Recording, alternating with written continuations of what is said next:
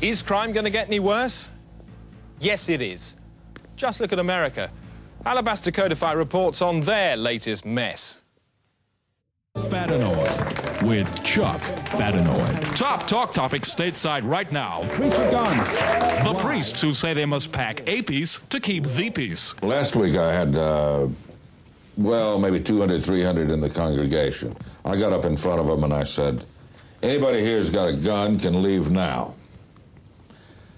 10 minutes later, 3 people are left, 2 kids and a deaf guy. The Padre Noir really took off after Minister Volkus Wabe was shot at a baptism for forgetting the baby's name. Fucking asshole! More and more, the Holy Flock is becoming a gory gun-gregation.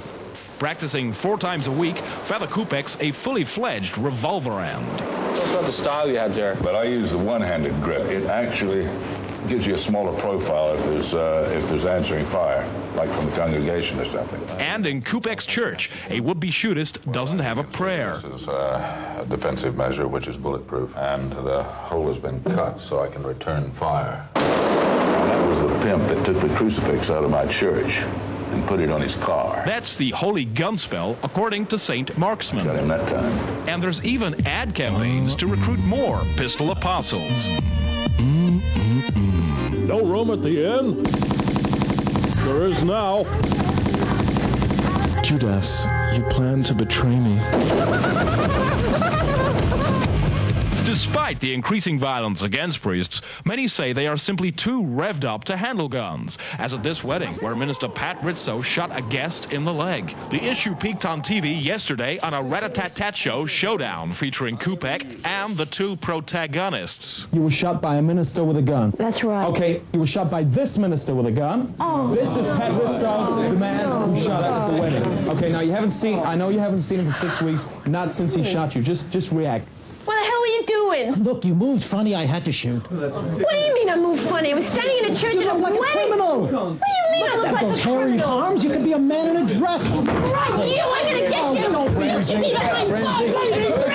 Put that gun down. Pouch the piece. Someone could get shot here. Someone could get shot. Pouch that piece, Padre. Stay where you are. 2 priests left the show in a tank, shooting as they went. So, as the AMU missionaries get trigger holy, Sunday turns to gun day, and America awaits the blast judgment. This is Alabaster Codified for Tenanan and Brass Eye. And sadly, crime experts predict that one day, even friendly conversation between mother and daughter will be conducted at gunpoint. Up next, a new scheme for young offenders. Take the cashback scheme that they're going to try in Toxteth, where young offenders are on a 14-week sentence. Costs about £2 grand a week to keep them in. So rather than spend 28 grand and keep them inside, they give them 25 grand and say, here you are, use that for a positive reason. I think it's a smashing idea. Yeah, go. Yeah, I do, honestly. If someone had done that to you, what would have happened? I don't think you'd have ever heard of me again. Do you think perhaps enlisting somebody like Richard Branson to sell the cashback scheme might just work, might just get through to people?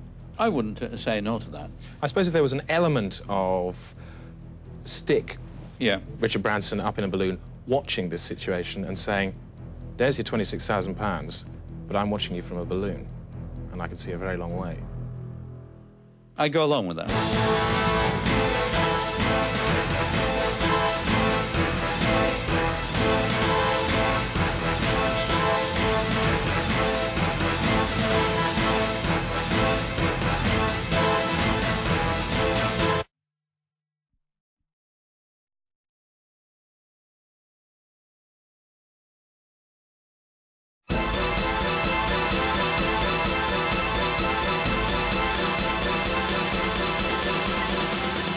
Now chafing the transmission heads, what is the relationship between crime and race? Using makeup sticks, we transformed our white reporter Tras Dupre into a black man to see if the law would treat him any differently. Within 5 minutes, he'd committed a pocket theft, and by mid-afternoon, he was attacking passers-by with violent muggings and fleecing them viciously on the cobbles. Well, there's the evidence. Mr. Coker, what do you make of that? Now that I've seen the proof, I apologize to my fellow blacks. I'm sorry. Mr. Coker, thank you very much.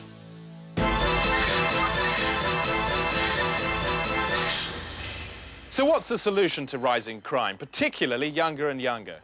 For many, the answer to the crime problem can be summed up in just one word. Bring back Borstal. But did they work? Good question, because Borstals were phased out in 1982. Dead more reports. Borstals like Falkhurst are to be axed because reports show they're full of men who should have been released years ago.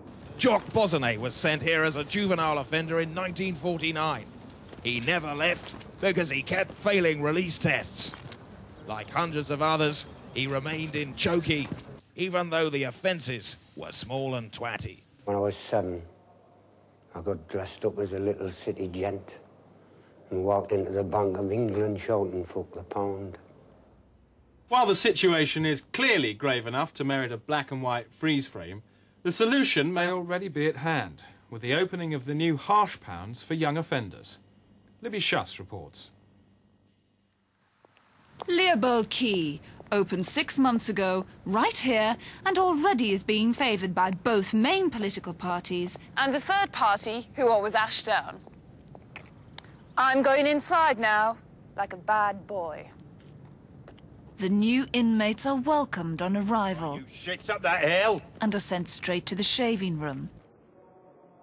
Here, their eyebrows are shaved off, which undermines their self-respect rather well. If you think of a fly and you pull its wings off, it'll crawl. And if you push the back half of its body onto the surface it's squiggling on, then you've got its total, undivided attention. In the Gulf War, Jackson was Allied advisor on psycho battery. At Leopold, his expertise is applied without mercy. The inmate's sleep is frequently interrupted. Room inspections are full of sneaky traps, like the brass moustache, hidden behind a notice board. Why didn't you polish it? Sir. How funny is it? Not sir. Bury the beds. Match these pillow sheets outside Bury, now! The men will dig up their bedclothes again this evening and sleep in them, all earthy. If they'd done better, they might have won a privilege. Despite his criminal mind, this man is behaving well. His reward is the canoe.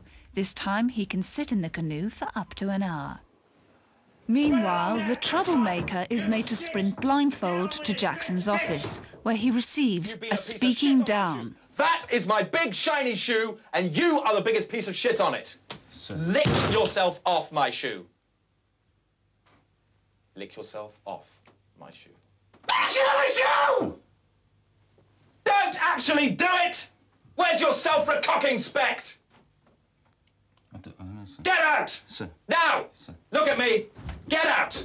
If you take a seal and hit it very hard in the face every day for 6 weeks, you may turn it into a rather fetching hat. And the future for these little fuckers? Will they succeed in returning to society? So you're nearing the end of your training, your regime, and looking forward to joining society again. Tell me, how do you feel about that? I've got skills. Skills? For what? Getting back into society. Well, you could have a family, and... I could have, I don't know. I mean, if you made the effort, became a part of a family, then you could root yourself into the fabric of society more. I'll root you in. There is a serious question. I am from society. You're not from society. How do you get back into society? Up your ass. There are no simple answers to the problem of punishment, but there is a simple question. Would it really matter if one of these men died?